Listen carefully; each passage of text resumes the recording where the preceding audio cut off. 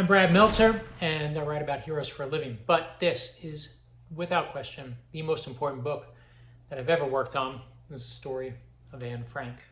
I am Anne Frank. And you're going to see that this story is about hope, one of the most important things we need in the world today.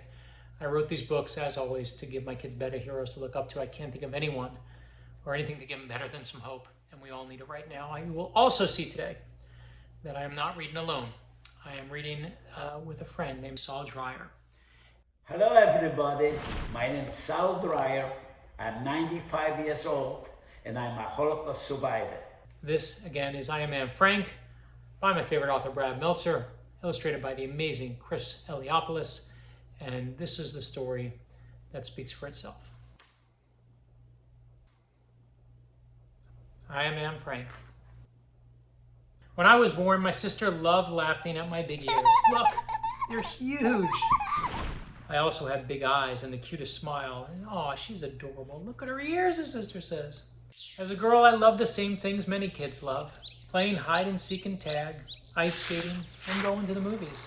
I collected autographs and knew the names of every celebrity. That's for Tintin. One of the other things I really loved was writing stories. This was my teacher, Hendrika Kuperas. She was so encouraging. Wonderful job, Anne. One other thing that's important to know about me is that I'm Jewish. That's my religion. I believe in God and in helping to make the world a better place. But where I was born in Germany, there were people known as Nazi who didn't like those of us who were Jewish or other groups who were different from them. Back then, the Nazis were run by a terrible leader named Adolf Hitler, who promised to make Germany strong again. Don't buy from Jews, they say. Germans unite. Why are they being so mean? They don't even know us. He believed that Germans were superior, and he blamed the Jews for all of Germany's problems, even though we hadn't done anything wrong. To protect us from the Nazi, my family became refugees and moved to a city called Amsterdam in the Netherlands. Life was good there for years until May the 10th, 1940, when the Germans came to the Netherlands too. The Nazis were trying to take over the world. We need to leave here, now. It's not safe anymore.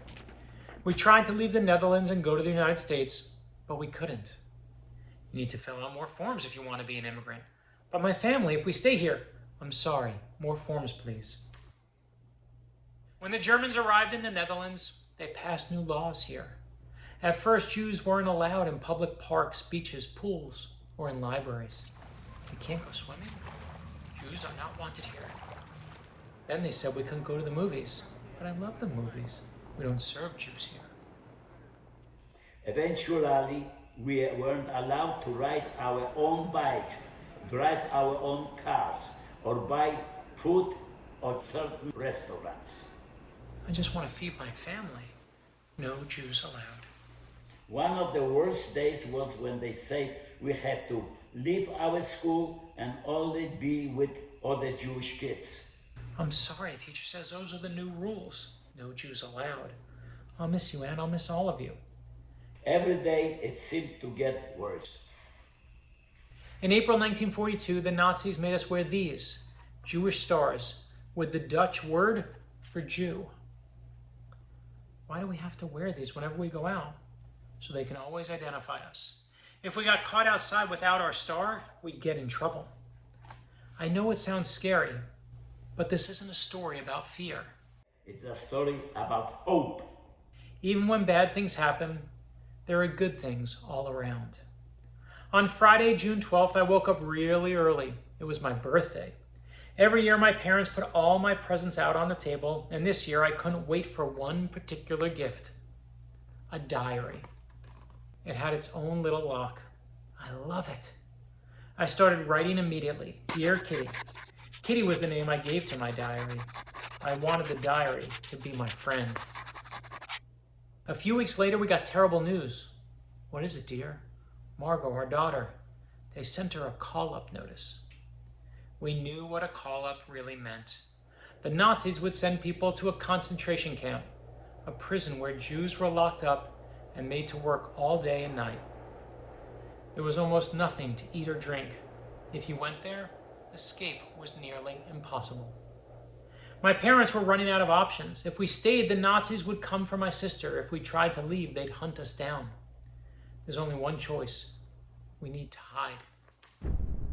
My parents told us to start packing. We couldn't only take our most important things. The first thing I grabbed was this diary. A book? Yes. A place to hold my daily thoughts. We wore layers of clothes so no one would see us carrying suitcases.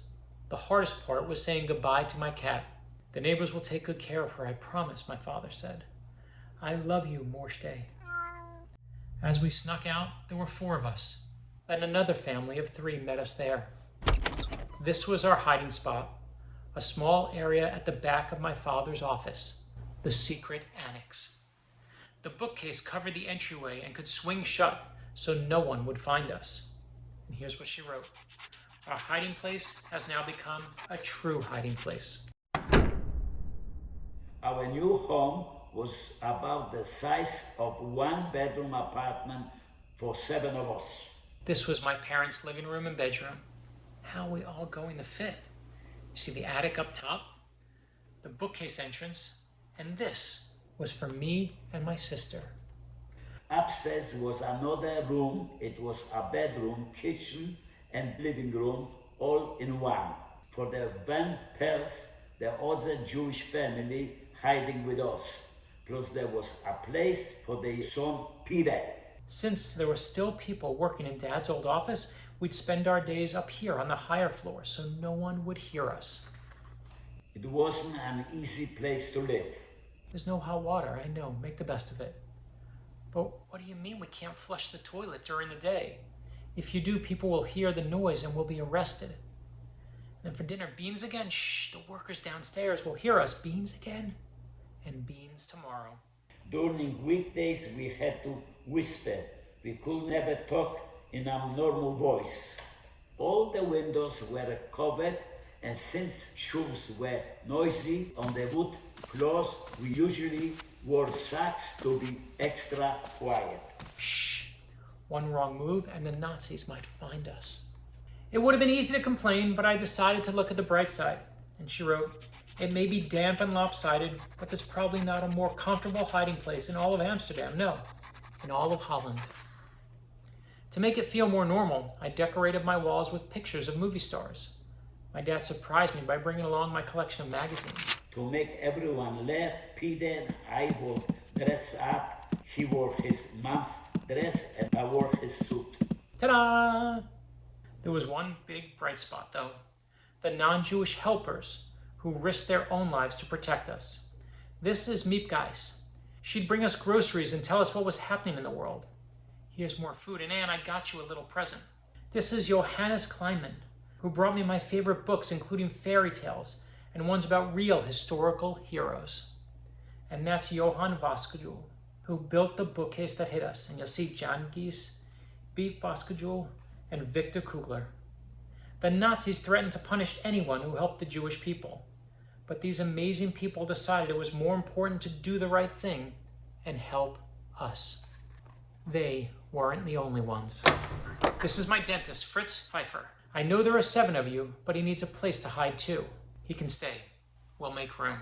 Our hiding spot was tiny, but when someone needs help, you can't turn away. We hid in the secret annex for 2 years and 1 month. I went to school here. I wanted to be a famous writer, to make an impact on people's lives. We took our school books with us, and the helpers would bring more.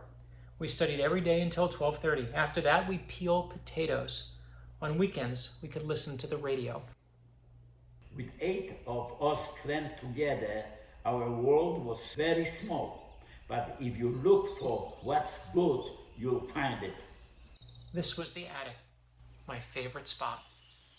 It had the one window that wasn't covered, where I could see the blue sky and this one chestnut tree. I grew up here. I saw the world from here. And eventually, the world saw me. And here's what she wrote. Who knows, maybe our religion will teach the world and all the people in it about goodness. As long as this exists, this sunshine and this cloudless sky, and as long as I can enjoy it, how sad can I be? As long as you can look fearlessly at the sky, you'll know that you're pure within and will find happiness once more. And of course she wrote, I still believe, in spite of everything, that people are truly good at heart. In my life, there were many reasons to be sad and lonely and scared, but there were also many reasons to love and laugh and hope. You can always find light in the darkest places. That's what hope is. It's a fire within you. You decide when to light it. And when it burns bright, nothing can put it out. Hitler and the Nazis were defeated at the end of World War II. 6 million Jews, including Anne Frank, were killed in what is now known as the Holocaust. By remembering and telling Anne's story, we make sure that nothing like this ever happens again. Whatever our religion, wherever we're from, we have a responsibility to one another. Today, Anne Frank's diary is one of the most read, most inspiring books in the world. More than 1 million people visit the Anne Frank house in Amsterdam each year. In 2010, Anne's chestnut tree was blown down in a storm. But today, and here's what I love, there are locations all over the world where its saplings were planted and new chestnut trees bloom stronger than ever. In the Jewish faith, there's the same. If a person saves one life, it's as if they've saved an entire world. Throughout your life, you'll find people who need help. Be a helper. Be the one who does the right thing. When you see something that's unfair, do not be silent.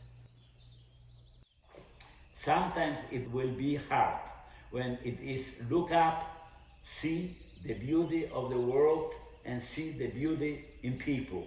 Now you knew my story and I am a part of yours. Never forget, the world depends on it. I am Anne Frank, and I believe that people are truly good at heart. Think of all the beauty in yourself and in everything around you, and be happy.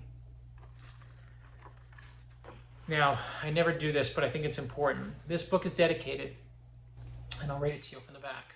In memory of Anne Frank and the 6 million Jewish victims of the Holocaust, and in honor of all the righteous helpers who risked their lives by coming to the aid of those who needed it. The quote we love most is always on the back. I believe that people are truly good at heart. Thank you for joining us here today. Thank you on behalf of myself and Saul Dreier. We love you, Saul, and we remember. This is I Am Anne Frank, and everyone, keep reading, keep reading, keep reading. You can always find hope. You just have to look for it.